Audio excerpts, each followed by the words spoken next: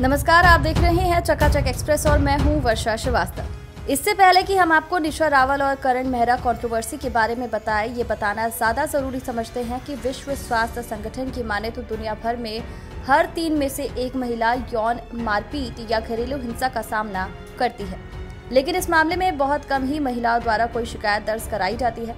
राष्ट्रीय परिवार स्वास्थ्य सर्वेक्षण की माने तो हाल ही में देश के 22 राज्यों और केंद्र शासित प्रदेशों में किए गए एक सर्वे में पाया गया कि देश के 5 राज्यों की 30% से अधिक महिलाएं अपने पति द्वारा शारीरिक और यौन हिंसा की शिकार हुई हैं। इस बीच कुछ गैर सरकारी संस्थाओं ने ये आशंका भी जताई कि कोरोना महामारी के मद्देनजर घरेलू हिंसा की घटनाओं में बढ़ोतरी हुई है। खैर, फिलहाल आज के मुद्दे पर आते हैं। दोस्तों, वैसे तो फिल्मी जगत में शादियों का टूटना कोई नई बात नहीं है, लेकिन अमूमन ऐसा देखने को नहीं मिलता जो निशा रावल और करण मेहरा के बीच देखने को मिल रहा है। मालूम हो कि इन दोनों ने 5 साल तक एक दूसरे को डेट करने के बाद आज से करीब 9 साल पहले शादी की थी और इनकी शादी की फोटोज और वीडियोस ने उस समय खूब सुर्खियां बटोरी थी। लेकिन अब दोनों ने अपने रास्ते अलग अलग कर तलाक लेने का फैसला ले लिया है।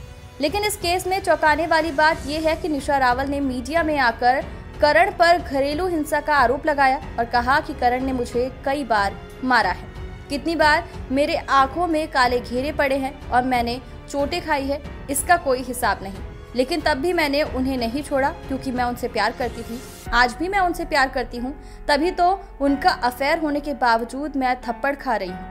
आज मैं यहाँ आई हूँ क्योंकि मैं अपने बेटे कविश के लिए बुरा उदाहरण नहीं बनना चाहती। बता दें, मीडिया में आकर बयान देने से पहले निशा ने पुलिस में रिपोर्ट दर्ज की थी, जिसके बाद पुलिस ने करण को हिरासत में ले लिया और जरा देर बाद करण को जमानत भी मिल गई। करण मेहरा ने मामले में अपना पक्ष रखते हुए निशा को झूठा बताया है और उनकी चोट खाई फोटोज वीडियोस के बारे में कहा कि उसने खुद से अपने आप को चोट पहुंचाई है। तो चलिए देखते हैं निशा और करण ने मीडिया में क्या कहा। मैं यहाँ आज सिर्फ इसलिए आई हूँ क्योंकि जब काविश बड़ा होगा तो मैं चाहती हूँ जब वो ये सब खबरें पढ़े। मैं चाह नहीं रही थी, 14 साल हो गए हैं हमारे रिश्ते को, 9 साल शादी को हो गए हैं। इतने सालों में भी बहुत कुछ हुआ बट किसी को कुछ पता नहीं चला, राइट। बट अब जब हमारे डिवोर्स की बात शुरू हुई पिछले 1 महीने पहले, जब करण चंडीगढ़ में थे, तो उसके बाद आई डोंट नो मैं कितना बोलूँ, मैं कितना नहीं बोलूँ, बट जितना भी मैं अपने आप को डिग्निफाइड वे में बोल पाऊँगी मैं बोलूँगी कि unfortunately Karan has been having an affair with another girl, जो मुझे नहीं पता था। एंड अचानक मैंने उनको देखा, एज यू नो, जो भी मेरा प्रूफ था, मुझे ज़्यादा डिटेल्स में नहीं डिस्कस करना है, तो उन्होंने एक्सेप्ट किया कि हाँ मेरी लाइफ में एक लड़की है।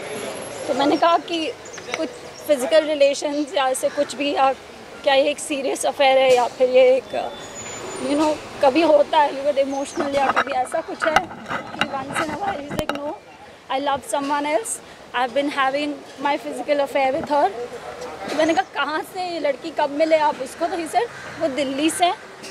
और जब जब करण चंडीगढ़ जाते थे शूट के लिए, जो कि वो शायद अक्टूबर से जाने लगे अपने नए शो के लिए, तो पहली बार उन्हें ये मौका मिला कि अपनी फैमिली से वो दूर रह सकें। तो दोस्तों, देखा आपने, दोनों ही एक दूसरे पर किस तरह से आरोप लगा रहे हैं। निशा की बातों से लगता है कि करण ने उनके साथ बहुत मारपीट की, लेकिन करण का कहना है कि निशा की मानसिक हालत ठीक नहीं है, वो खुद ही अपने आप को चोट पहुंचाती है। उम्मीद करते हैं पुलिस जल्द ही सच्चाई पता कर लेगी। इस केस में जो भी अपडेट होगी हम आपको बताते रहेंगे, इसलिए चकाचक एक्सप्रेस से जुड़े रहिए। और अब तक अगर चैनल सब्सक्राइब नहीं किया तो तुरंत कर लीजिए।